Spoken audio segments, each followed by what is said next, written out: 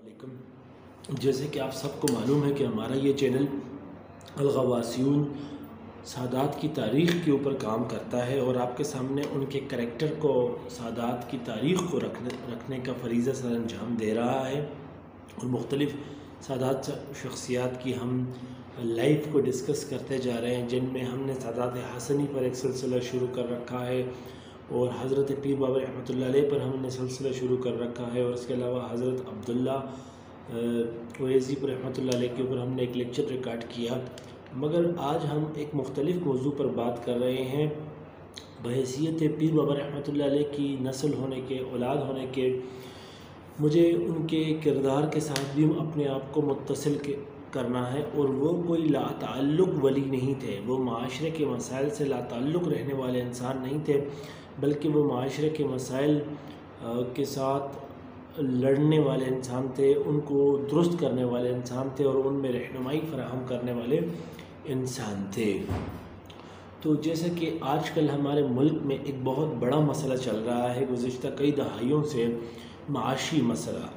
हमारा मुल्क दिन ब दिन जो है वो महंगाई का शिकार होता जा रहा है और दिन ब दिन हम माशी लिहाज से एक तनज़्ज़ुली का शिकार हैं। कर्ज़ों में हमारा मुल्क जो है वो डूबता जा रहा है और तरक्की हम नहीं कर रहे, हम पीछे की तरफ ही बढ़ रहे हैं। तो इस सूरत हाल में एक बात जो मेरे जहन में आती है कि मैं उसको अवाम अन्नास के सामने रखूं, वो कुछ यूँ है कि क्या वजह है कि हमारे जो अवाम हैं, जो हमारी जो पढ़े लिखे तबक़ात हैं, जो हमारी नस्लें हैं, हम उनको मईशत यानी इकनॉमिक्स के बारे में मालूमात फ़राहम नहीं करते, उसका नॉलेज फ़राहम नहीं करते। इस इकनॉमिकल निज़ाम को समझने की हम उन्हें जो है वो सहूलत फ़राहम नहीं करते। मैंने देखा है कि बहुत से इंजीनियर्स, बहुत से डॉक्टर्स मैंने देखे हैं जो कि आला तालीम याफ्ता और इस मुल्क के ज़हीन तरीन तबका होने के बावजूद माशी निज़ाम को नहीं समझ रहे होते हैं, उनको इसकी बारीकियों का पता नहीं होता, वो इस निज़ाम का इहाता करने में नाकाम नज़र आते हैं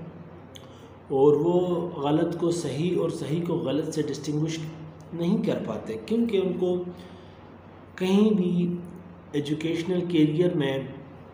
इतनी इकनॉमिक्स नहीं पढ़ाई गई होती कि वो इस सिस्टम को, इकनॉमिकल सिस्टम को समझ सकें, इसके पैरामीटर्स को समझ सकें। तो क्या वजह है? मेरी अरबाब इख्तियार से और आप सबसे गुजारिश है कि ये आवाज़ बुलंद करें कि जहाँ इस मुल्क में हज़ारों जो है वो सब्जेक्ट्स तेज कर दिए गए हैं और तरह तरह के सब्जेक्ट्स जिनका हमारी ज़िंदगी के साथ कोई इतना ख़ास ताल्लुक़ भी नहीं होता, या अगर ताल्लुक़ होता भी है तो वो इस कदर अहमियत का हामिल नहीं होता, उनको ऐड कर दिया गया है। और एक इस कदर अहम, इस कदर लाज़िमुल मज़लूम जो सब्जेक्ट है इकनॉमिक्स, जिसके साथ हमारा डे टू डे अफेयर्स में हर दौर में हर रोज़ हमारा सामना करना पड़ता है और हम उसकी वजह से सफ़र कर रहे हैं, तो इस इकनॉमिक्स को हमें क्यों as a compulsory subject syllabus का हिस्सा नहीं पढ़ाया जाता और नहीं शामिल किया जाता? इसके पीछे क्या वजह है, क्या राज है? क्यों हम अपनी कौम की इकनॉमिकल जो है एजुकेशन नहीं कर रहे? आया इसके पीछे कोई बदनीयती है या कोताही है या क्या वजह है? मेरे ख्याल से तो ये नाकाबिल कबूल है। यहाँ पर पंजाबी, सिंधी, पश्तो, हिंदको वगैरह और दीगर ज़ुबानों को, जो कि एक सकाफ़ती मसला है और कोई बुनियादी मसला नहीं है, उसको आपने बना लिया है सिलेबस का हिस्सा। टेक्निकल एजुकेशन और बहुत सी चीज़ों को आपने सिलेबस का हिस्सा बना लिया है, लेकिन आप इकनॉमिक्स को सिलेबस का हिस्सा नहीं बना रहे। क्या वजह है? क्यों ऐसा किया जा रहा है कि इकनॉमिक्स हमारा किसी भी लम्हे पर as a compulsory ingredient part of जो सिलेबस है वो नहीं है, जबकि इकनॉमिक्स से किसी का छुटकारा नहीं है। आप जहाँ जाएं, जिधर जाएं, जिस जगह पे रहें, you face this things. You cannot escape from the economical impacts, the decisions of authorities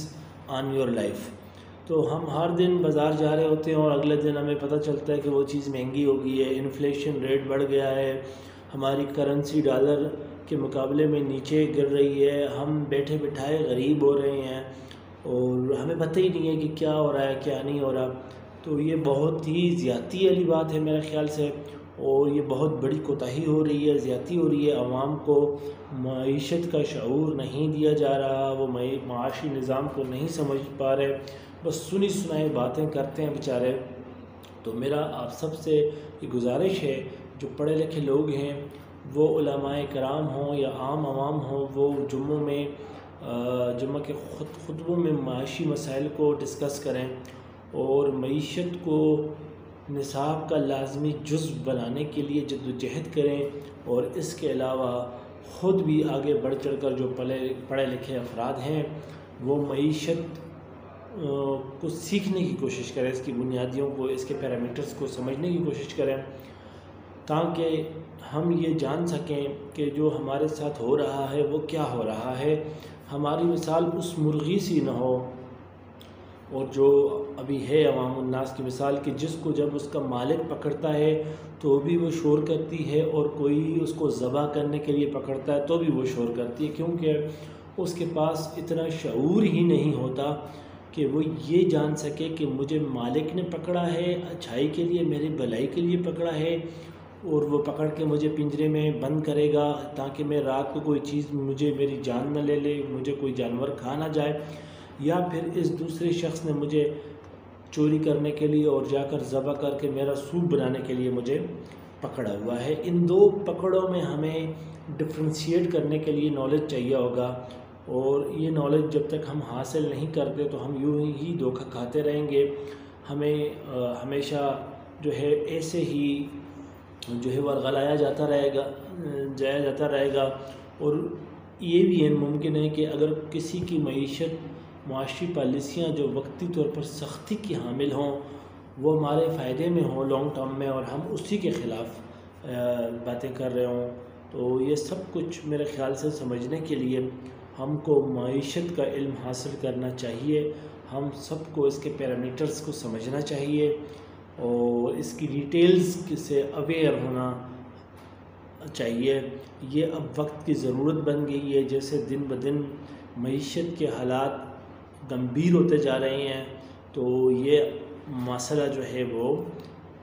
فرض بنتا جا رہا ہے. کیونکہ ہمارا یہ چینل الغواسیون ہے، اور غواسیون کا لفظ جو ہے یہ غواس سے نکلا ہے، جس کا مطلب ہے باریک بینی، باریک بین انسان، کسی بھی بات کی تہ تک جانے والا انسان. تو ہم آپ کو یہاں پر اس چینل کے توسط سے اس کے نام کی لاج رکھتے ہوئے ایک ایسا نقطہ فراہم کر رہے ہیں کہ جس کی مدد سے آپ اپنے اندر غواسیت پیدا کر سکتے ہیں اور اس مسئلے کی تہ تک جا سکتے ہیں اور اس کو سمجھ سکتے ہیں. اور اس کے بعد پھر جب کبھی بھی آپ کا کوئی سیاسی عمل ہو تو پھر اس میں اپنا آپ فیصلہ اچھے انداز میں لے سکتے ہیں. والسلام. ہمارے چینل کو سبسکرائب کرنا مت بھولیے گا اور اپنی رائے کا اظہار ضرور